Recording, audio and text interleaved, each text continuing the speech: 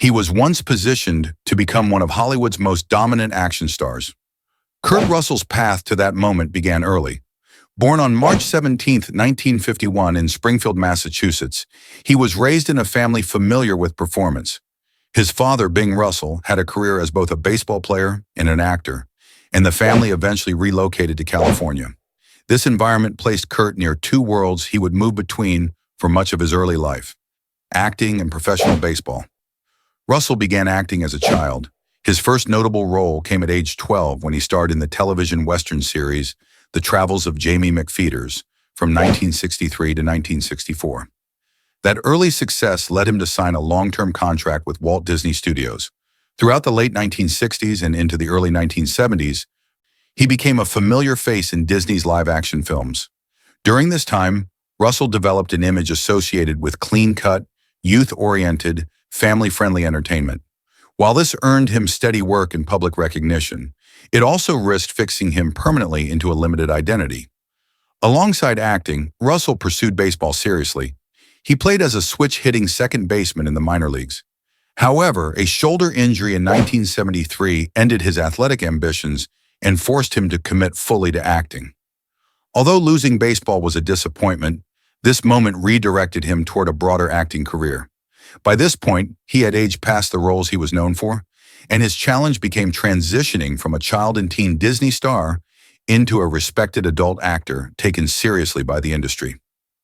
Russell took roles that would distance him from his earlier screen image. The breakthrough came in 1979 when he portrayed Elvis Presley in the television film Elvis, directed by John Carpenter. The performance demonstrated a level of emotional depth and seriousness that had not been showcased in his earlier work. Critics recognized that Russell had matured into a capable dramatic performer. This collaboration with Carpenter would prove significant. The real turning point arrived with Escape from New York in 1981. Russell played Snake Plissken, a hardened, eye-patch-wearing ex-soldier turned criminal. This character was the opposite of his Disney persona. He was grim, charismatic, physically imposing, and memorable. The film attracted strong attention and showed that Russell could lead a darker, adult-oriented picture. The role reshaped his public identity and marked the start of his action star era. The character of Snake Plissken also tapped into the broader cultural appetite of the early 1980s for post-apocalyptic and anti-hero archetypes. Russell continued collaborating with Carpenter and further developed his action and dramatic credibility. In 1982, he starred in The Thing, a tense, paranoid science fiction horror film set in Antarctica. Although the film did not immediately find commercial success, it later became highly regarded as one of the strongest entries in its genre. Russell's performance as R.J. MacReady added to his reputation as an actor capable of carrying intense, high-stakes narratives. His range continued to expand. In 1983, he earned a Golden Globe nomination for his role in Silkwood, demonstrating that he was not limited to action-oriented or genre-driven films. This balanced reputation, part action lead, part dramatic performer, gave Russell a rare versatility. He was able to shift between genres while maintaining a recognizable screen presence. As his career moved into the late 1980s and 1990s, Russell appeared in a mix of major films. He played the outlaw Wyatt Earp in Tombstone, 1993, a film that later gained strong appreciation and remains one of his most remembered performances. He also appeared in Stargate, 1994, expanding his international recognition. Russell did not restrict himself to one genre. Instead, he moved among action, western, adventure, and comedy while maintaining his identity as a confident, grounded lead actor. By this point, Russell had successfully reshaped his image several times. From child actor to Disney regular to serious dramatic performer, and finally to a viable action figure. He had proven adaptable and durable in a changing film landscape. His talent, physical presence, and ability to command the screen positioned him as a natural candidate to join the ranks of the dominant action stars of the era. Yet despite all of this momentum, the direction many expected, Russell rising to the absolute top of the action genre, headlining franchise after franchise, did not occur. His skill was recognized, his performances respected, and his screen presence firmly established. The buildup was there. The opportunity seemed clear. But the next phase of his career would not unfold the way the earlier trajectory suggested. The moment of peak visibility was real, but the long-term dominance that could have followed did not materialize.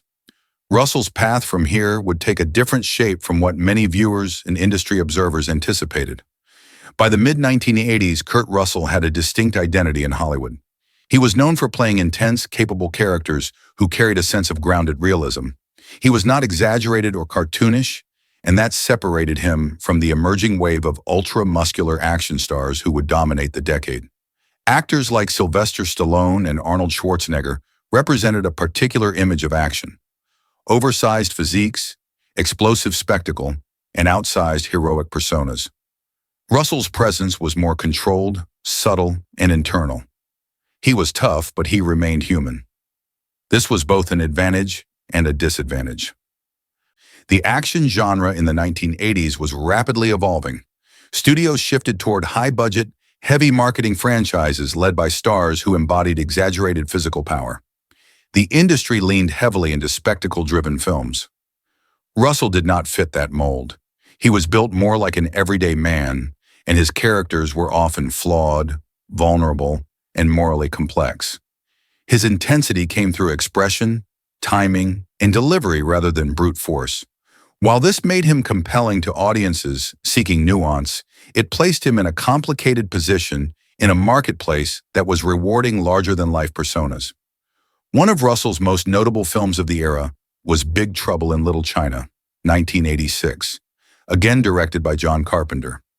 The film was intended as a playful subversion of the typical action hero. Russell's character, Jack Burton, appears to be the protagonist, but is actually incompetent, misguided, and often unaware of the true danger around him. The capable hero is instead his companion, Wang Chi. This was an intentional parody of classic action tropes. However, the tone was misunderstood by audiences and studios at the time. The film performed poorly in theaters. Although it would later gain cult status, its initial box office failure worked against Russell's positioning as a leading commercial action star. Meanwhile, Stallone, Schwarzenegger, and later Bruce Willis were becoming the faces of major global box office franchises. Stallone had Rocky and Rambo. Schwarzenegger had Conan, The Terminator, Commando, and Predator. Willis had Die Hard. These characters were promoted as iconic action identities tied to long-running sequels and clear branding.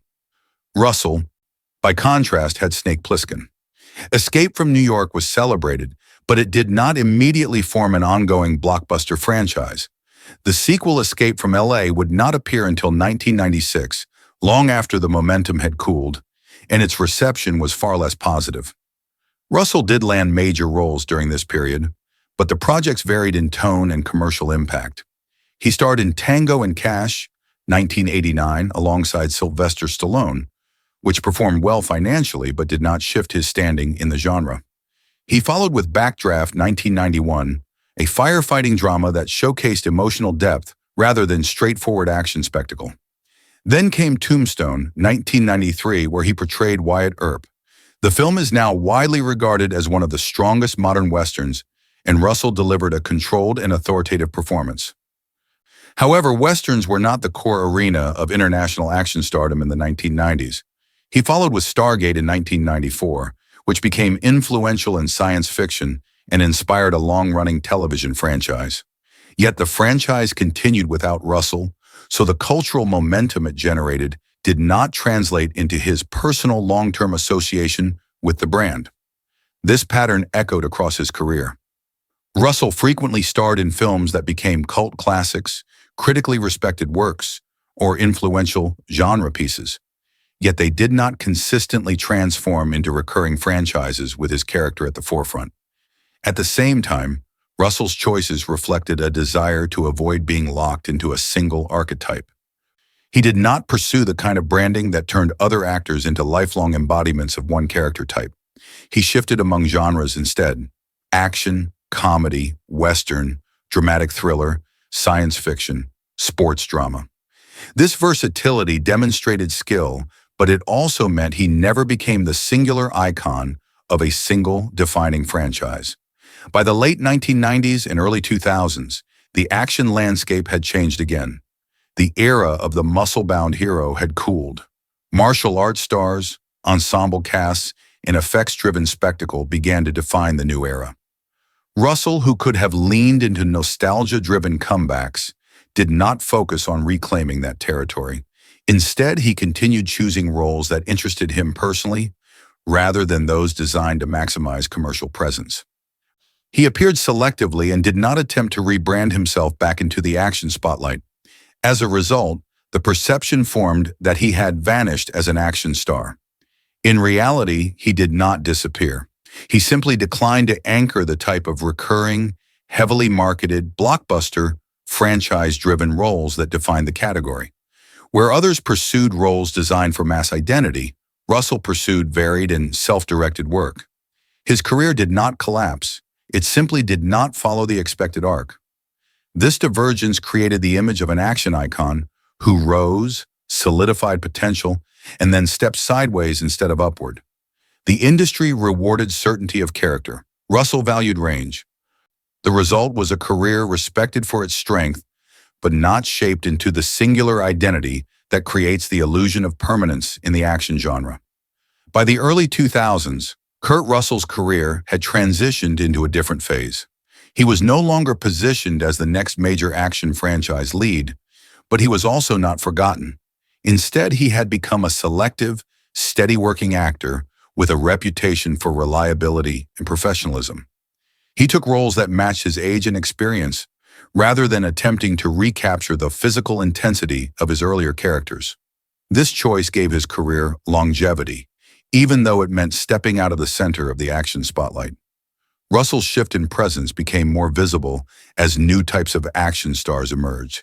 Younger actors were stepping into the genre, and computer-generated effects began to play a larger role in action filmmaking. This era emphasized choreography, visual spectacle, and large-scale franchise building. Russell's original appeal relied on grounded physical performance and personality-driven screen presence. The genre's new direction did not necessarily require those attributes in the same way. Russell recognized this change and adjusted by choosing roles that were character-driven rather than dependent on maintaining peak action star physicality. During this period, Russell continued to appear in films, but his appearances were spaced out and more varied. He starred in Miracle, 2004, portraying hockey coach Herb Brooks. The film received strong critical response, and Russell's performance was noted for its control and sincerity. This role further highlighted his ability to contribute depth and emotional realism rather than just physical energy. It also demonstrated his willingness to step outside genres traditionally associated with action stars. In 2007, Russell appeared in Quentin Tarantino's Death Proof, playing the stuntman and killer stuntman Mike. This role allowed Russell to return to the darker, unpredictable energy seen in some of his earlier action characters, but filtered through maturity and self-awareness.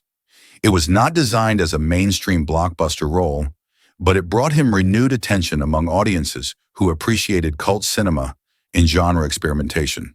The performance showed that Russell could still command the screen when placed in the right context. As he continued into the 2010s, Russell began appearing in major mainstream productions again, but in supporting or ensemble roles rather than as the central lead. He appeared in the Fast and the Furious franchise, playing Mr. Nobody, a strategic government figure whose role added authority and stability to the large ensemble cast. He also appeared in The Hateful Eight, 2015, once again directed by Quentin Tarantino. In that film, Russell played John Ruth, a bounty hunter transporting a prisoner. His performance emphasized physical presence and moral force without requiring overt action spectacle. This role reinforced his capability for layered, character-driven performance. In addition, Russell appeared in the Marvel Cinematic Universe in Guardians of the Galaxy Vol. 2, 2017, playing Ego. This role brought him into one of the largest film franchises of the time and introduced him to a new generation of viewers.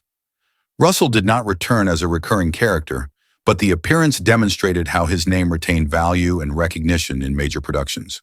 Throughout these later roles, Russell demonstrated the same qualities that shaped his early rise: control, clarity of presence, and the ability to anchor scenes.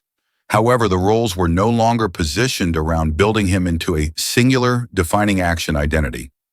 Instead, his performances served the broader narrative or ensemble. This allowed him to continue working steadily while avoiding the decline associated with actors who cling too strongly to roles past their peak eras. The perception that Russell vanished from the action genre comes from comparison with actors whose careers were defined by single, long-running, heavily branded roles. Stallone continued returning to Rocky and Rambo. Schwarzenegger remained tied to the Terminator. Bruce Willis became inseparable from Die Hard. Russell never had a franchise identity that returned repeatedly across decades in the same fashion. Snake Plissken remained iconic, but the character appeared only twice. Without a recurring franchise anchor, Russell's presence was less visible in the public consciousness, despite remaining active in the industry. In reality, Russell did not vanish. His career simply followed a different pattern. He secured stability by choosing range over repetition. He avoided typecasting, even when typecasting might have led to larger commercial stardom. He worked consistently for decades without attaching himself to a single defining persona.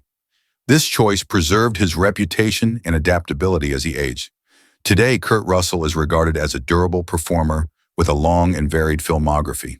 His contributions span family films, science fiction classics, westerns, thrillers, horror, and ensemble blockbusters. He has remained relevant across changing eras without needing to return to one signature role for visibility.